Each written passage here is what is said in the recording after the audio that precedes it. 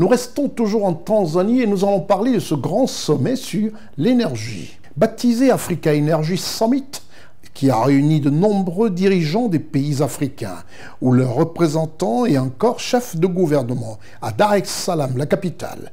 C'était le 28 janvier dernier. Le reportage pour CIDEN, Charlotte Abdoulaye Gozoricha, Marcel Basselet.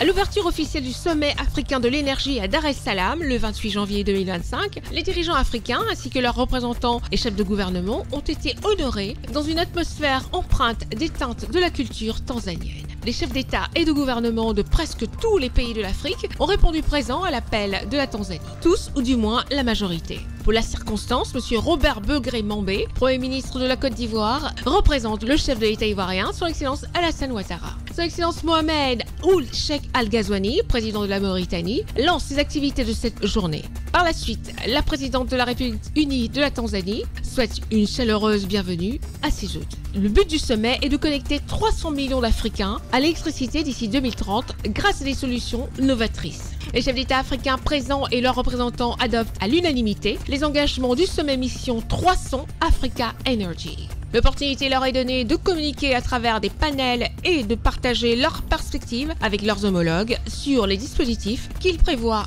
d'implémenter pour augmenter la capacité en électricité dans leurs pays respectifs. Pour le Premier ministre, M. Robert Begré-Mambé, représentant le chef de l'État ivoirien, Son Excellence Alassane Ouattara, pour la circonstance, a évoqué les mesures mises en œuvre pour faciliter l'accès à l'électricité en Côte d'Ivoire. Le président de la République, Alassane Ouattara, s'est appuyé sur deux piliers en matière d'électricité. Le premier pilier, c'est la couverture du territoire national. Nous sommes à 94% du taux de couverture. Le deuxième pilier, c'est le taux d'accès, ce qu'on peut appeler le taux de connexion. Et pour réussir cela, on s'est appuyé sur un mécanisme, la politique de raccordement électrique à moindre coût.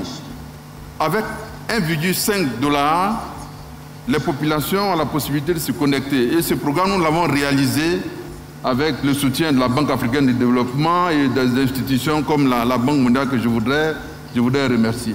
Nous avons réussi à réaliser près de 3018 MW d'électricité. Pour produire cette électricité, nous sommes appuyés aussi sur 30% d'investissement de l'État et 70% d'investissement du privé. Nous avons plusieurs segments de potentialité. L'eau, le gaz, l'hydrocarbure, le soleil et bientôt l'éolienne. Et nous sommes en train de faire des recherches sur l'hydrogène. Les richesses agricoles de la Côte d'Ivoire constituent une richesse en électricité parce qu'avec la biomasse, nous pouvons réaliser de grandes choses. Les propositions que nous voulons faire à nos amis de la BAD et de la Banque mondiale sont les suivantes. Il faut avoir des guichets avec des taux d'intérêt concessionnels et des durées de maturité assez longues parce que le domaine de l'électricité est très sévère en matière d'équilibre financier. Nous lançons des appels d'offres à partir du mois prochain pour réaliser au moins 200 MW de connexion en électricité et avoir des prix les meilleurs pour que nous ayons des compétitions structurées et bien agencées.